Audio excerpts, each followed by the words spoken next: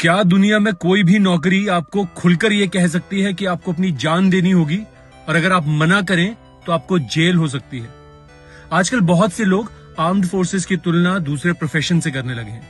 आज इस कंफ्यूजन को दूर कर देते हैं। Article 33 of the constitution of India parliament को पावर देता है कि वो आर्म्ड फोर्सेस पर्सनल के फंडामेंटल राइट्स को रिस्ट्रिक्ट या मॉडिफाई कर सकते हैं ताकि डिसिप्लिन और ऑपरेशनल रेडीनेस बनी रहे। इसका मतलब एक सोल्जर यूनियन फॉर्म नहीं कर सकता, स्ट्राइक नहीं कर सकता, प्रोटेस्ट नहीं कर सकता, पॉलिटिकल एक्टिविटी में पार्टिसिपेट नहीं कर सकता, पब्लिकली गवर्नमेंट का क्रिटिसिज्म नहीं कर सकता और सबसे important life threatening combat situation में वो अपनी कमांड को रिफ्यूज नहीं कर सकता।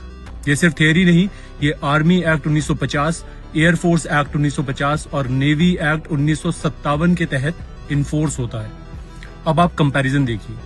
जजेस और लॉयर्स किसी भी केस को लेने से मना कर सकते हैं, ब्यूरोक्रेट्स रिटर्न ऑर्डर मांग सकते हैं, डॉक्टर्स हाई रिस्क प्रोसीजर लेने से मना कर सकते हैं, पॉलिटिशियंस पार्टी चेंज कर सकते हैं या रिजाइन कर सकते हैं, पुलिस और सीएपीएफ पर्सनल के राइट्स आर्टिकल 33 के तहत उसी लेवल पर रिस्ट्रिक्ट नहीं होते जैसे मिलिट्री पर्सनल के होते। एक सोल्जर अगर उसे ऑर्डर मिला तो फिर उसे वो ऑर्डर पूरा करना ही होगा, even if it may cost his life.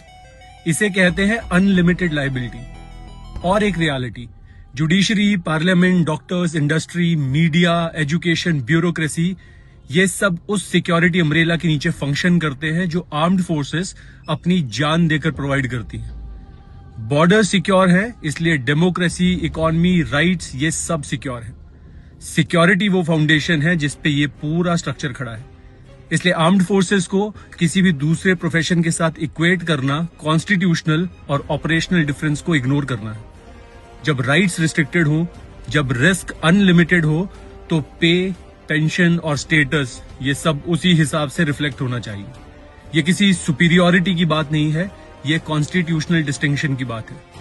अगर आप मानते हैं कि नेशनल सिक्योरिटी में तैनात हमारे सैनिक सबसे पहले है तो इस रील को शेयर कीजिए।